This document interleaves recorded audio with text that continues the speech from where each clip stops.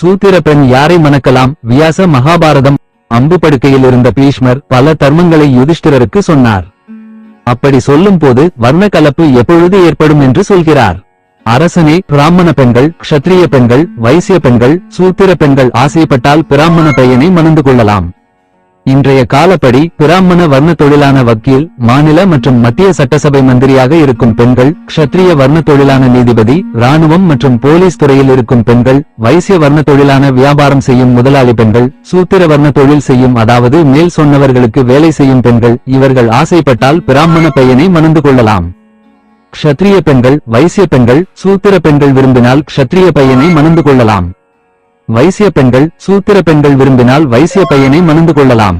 இன்றைய காலப்படி க்ஷத்ரிய வர்ண தொழிலான நீதிபதி, இராணுவம் மற்றும் போலீஸ் துறையில் இருக்கும் பெண்கள், வைசிய வர்ண தொழிலான வியாபாரம் செய்யும் முதலாளி பெண்கள், சூத்திர வர்ண தொழில் செய்யும் அதாவது மேல் சொன்னவர்களுக்கு வேலை செய்யும் பெண்கள், இவர்கள் ஆசைப்பட்டால் க்ஷத்ரிய பையனை மணந்து கொள்ளலாம்.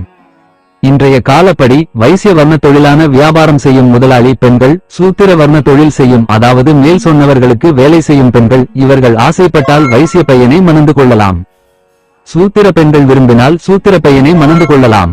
மேல் வர்ணத்து பெண் கீழ் வர்ணத்தில் உள்ள பையனை மணந்து கொண்டால் ஜாதி கலப்பு உண்டாகிவிடும். சூத்திர பெண் 4 வர்ணத்தில் உள்ள எந்த ஆணையும் மணந்து கொள்ளலாம். இன்றைய காலப்படி வைசிய வர்ண தொழிலான வியாபாரம் செய்யும் முதலாளி பெண்கள், சூத்திர வர்ண தொழில் செய்யும் அதாவது மேல் சொன்னவர்களுக்கு வேலை செய்யும் ஆண் பையனை மணந்து கொண்டால் அவர்களுக்கு பிறக்கும் பிள்ளைகள் கலப்பு ஜாதியை உருவாக்கி விடுவார்கள். பிறக்கும் பிள்ளைகள் குணக்கலப்போடு பிறக்காமல் தெளிவான குணத்தோடு இருக்க பெண்கள் தங்கள் வர்ணத்தில் இருக்கும் ஆண் பிள்ளையை மணந்து கொள்வதே சிறந்தது. அதாவது பிராமண வர்ணத்தில் உள்ள பெண் பிராமண வர்ண பையனை மட்டுமே மணந்து கொள்வதால் குணம் கலந்த பிள்ளைகள் பிறக்க மாட்டார்கள். க்ஷத்ரிய வர்ணத்தில் உள்ள பெண் அந்த க்ஷத்ரிய வர்ண பையனையோ பிராமண வர்ண பையனையோ மணந்து கொள்ளலாம். இன்றைய காலப்படி பிராமண வர்ண தொழிலான வக்கீல், மாநில மற்றும் மத்திய சட்டசபை மந்திரியாக இருக்கும் பெண்கள், அதே போன்ற பிராமண வர்ண தொழிலான வக்கீல், மாநில மற்றும் மத்திய சட்டசபை மந்திரியாக இருக்கும் பையனை மணந்து கொள்ளலாம்.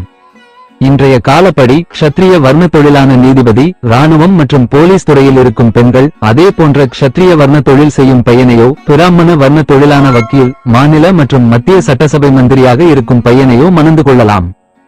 வைசிய வர்ணத்தில் உள்ள பெண் அந்த வைசிய வர்ண பையனையோ க்ஷத்ரிய வர்ண பையனையோ பிராமண வர்ண பையனையோ மணந்து கொள்ளலாம்.